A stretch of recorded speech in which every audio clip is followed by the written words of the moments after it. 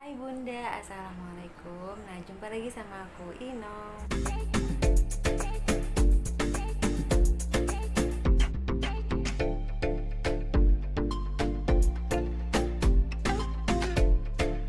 Oke Bunda, nah hari ini aku akan ngebahas tentang KB IUD atau disebut juga KB spiral gitu ya, yang paling dikenal ya.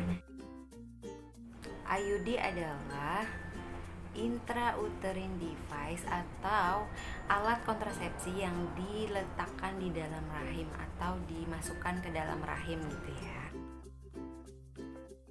IUD itu ternyata ada dua loh Bunda. Aku juga baru tahu setelah baca-baca ya. Ternyata memang aku udah lama tahu kalau ada merek ini gitu loh ya. Tapi nggak tahu ternyata itu KB IUD hormonal gitu.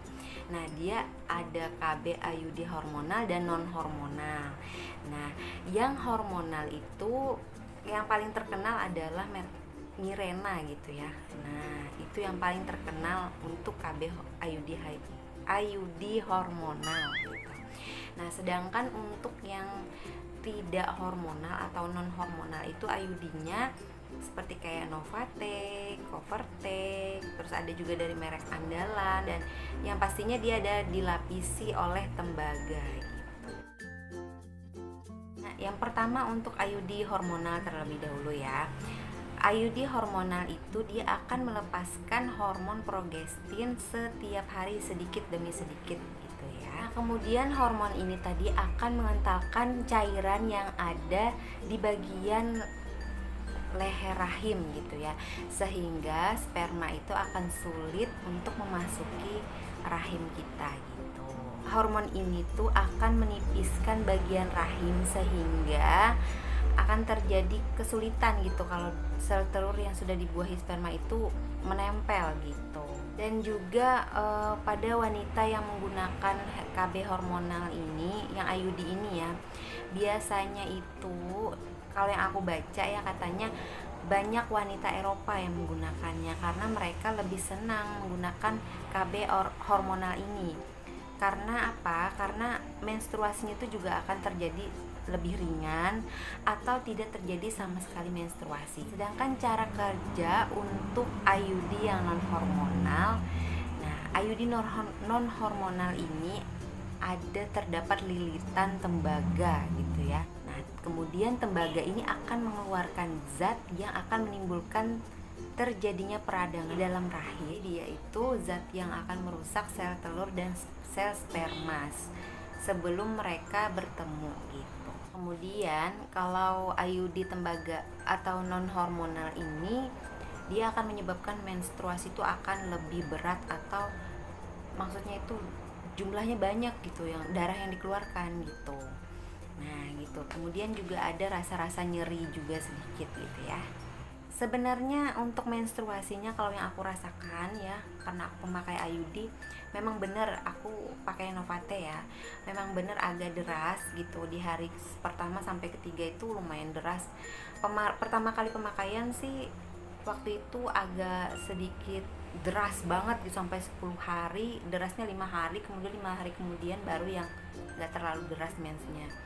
Lumayan gitu ya, perlu banyak pembalut gitu ya. Kemudian juga kalau kata temen aku sih katanya nyeri banget, tapi kalau aku enggak. Teman-teman aku banyak yang make ya, bidan-bidan tuh banyak yang make. Ada yang bilang nyeri, ada yang enggak, ada yang banyak, dan memang bener banyak sih. Paling-paling 7 hari biasanya aku sudah bersih ya. Kalau yang aku baca itu adalah 99% dapat mencegah kehamilan. Untuk KB yang hormonal tadi, yang seperti Mirena tadi, hanya dibatasi selama 5 tahun aja loh Bunda ya. Nah, kemudian untuk yang tembaga atau non hormonal itu katanya bisa sampai 10 tahun, tapi aku juga nggak terlalu yakin ya. Kalau aku sih mungkin karena aku make IUD, jadi aku mungkin 5 tahun udah cukup aja gitu. Aku juga takut kalau terlalu lama ya. Pemasangan itu dilakukan oleh dokter atau bidan yang terlatih. Nah, aku juga pernah sih pelatihan dulu ya, udah lama banget, tapi Kebetulan pasiennya jarang banget di sini ya yang mau pasang IUD gitu ya. Jadinya aku juga jarang masang gitu. Menurut pengalaman aku gitu ya, kemarin aku milih masangnya sama dokter ya. Kelebihannya untuk dokter itu dia punya alat USG-nya gitu, USG yang di dalam rahim gitu ya, yang untuk di dalam gitu. Nah jadi kemarin itu aku sebelum masang itu aku di USG dulu sebelum pemasangan dan sesudah pemasangan, karena kata dokternya mau tahu dulu bentuk rahimnya gimana gitu. Kemudian saat pas sudah memasangan, oh gimana sih gitu, posisinya pas nggak gitu kan. Nah gitu. Sebenarnya IUD ini bisa dipasang pada saat menstruasi atau tidak gitu ya. Kenapa pada saat kondisi haid? Karena serviks itu akan terbuka lebar. Nah, karena dia terjadi perdarahan gitu kan ya. Jadi sehingga lebih mudah aja gitu untuk pemasangannya. Tapi pada saat tidak menstruasi pun bisa gitu. Bahkan kalau tidak menstruasi itu bisa dilihat kalau misalnya ada infeksi atau apa di mulut rahimnya kan bisa kelihatan gitu ya. Kalau misalkan terjadi infeksi atau apa, pemasangannya ditunda ya, nggak boleh. Atau ada peradangan gitu pada serviksnya gitu, nggak boleh juga ya bunda ya. Jadi gitu. Kemarin itu aku waktu dipasang tuh lumayan sih, agak rasa sedikit aja sih kaget gitu ya, ada sedikit sakit. Kemudian untuk pemasangan itu biasanya bisa juga loh sehabis persalinan. Nah seperti teman aku, tapi dia itu post op ya, operasi kemarin itu dia langsung dipasang IUD juga boleh sebenarnya.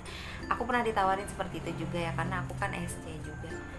Tapi aku takut tidak efektif gitu, takutnya nanti kan rahimnya kan belum mengecil gitu ya, nanti pas mengecil terus dia bergeser-geser gitu kan, aku takutnya seperti itu. Sebenarnya boleh kalau yakin gitu ya, sebenarnya bisa aja sih, tapi akunya yang nggak yakin gitu ya.